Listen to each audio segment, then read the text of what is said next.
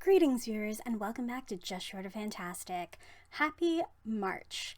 I decided that I was going to do another book review this month because throughout February I read a whole stack of queer romance, not all romance, but queer lit that I had been saving up for the month of February, and so The Stars and the Blackness Between Them was one of those books, which I reviewed last month, and I decided to do another one of those books as a review for this month because I loved it so much.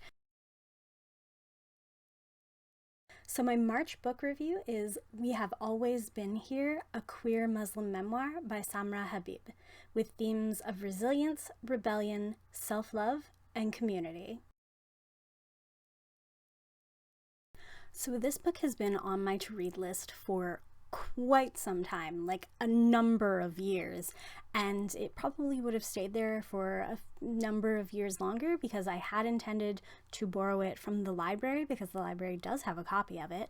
However, on a trip to Indigo, I noticed they had a special section for the Indigo 25th anniversary editions of books, and I was able to pick up this copy. I decided that I had waited long enough, and it was a beautiful cover painted by a Dutch artist, and I had to own it. I had to own it, and I'm so glad that I do now own a copy of this brief but brilliant memoir.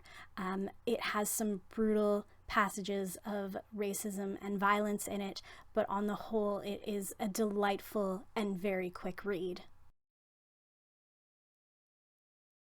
Samra Habib is a non-binary artist and photographer who moved with their family to Canada from Pakistan as refugees of religious violence in the 90s. Their memoir describes both the newfound freedom that they experienced in Toronto as well as the new restriction of an arranged marriage to their first cousin at 16. And as a result of this marriage, how they rebelled against their parents' expectations, which set them on a journey of queer discovery.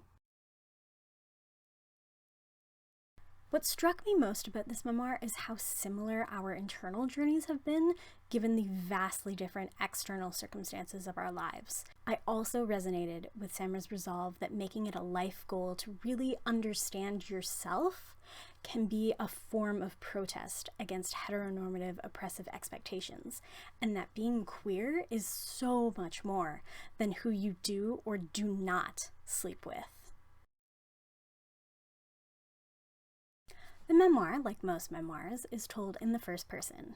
It begins in Samra's childhood in Pakistan and then moves into their teenage years in Toronto and then their years in their 20s traveling the world and exploring their queer identity before coming to their current 30s of queer activism and artistic expression.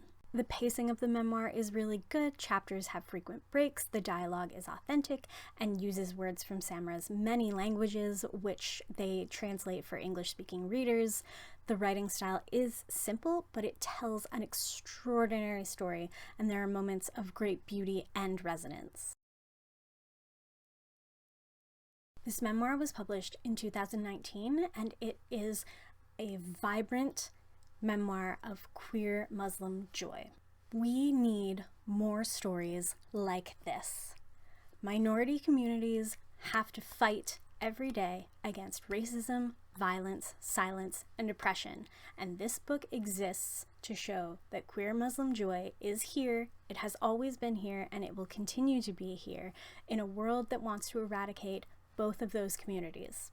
I'm relieved that Samra Habib has not been threatened for their queer expression, and I hope that they continue to live their life with joy and intention while exploring all the facets of themselves. I believe that every person has this right. And let this book be a call to all Canadians that we cannot be complacent. Yes, we have freedom of religion here. Yes, LGBTQIA individuals have recognition and rights, but the fight is far from over. This book is recommended for lovers of queer memoir, it is recommended for Canadian memoir readers, and it is especially recommended for anyone who identifies as queer and wants to maintain their religious faith, be that Muslim or otherwise. It is highly recommended for queer book clubs. And that is my March book review. Thank you so much for watching, and until next time, stay just short of fantastic.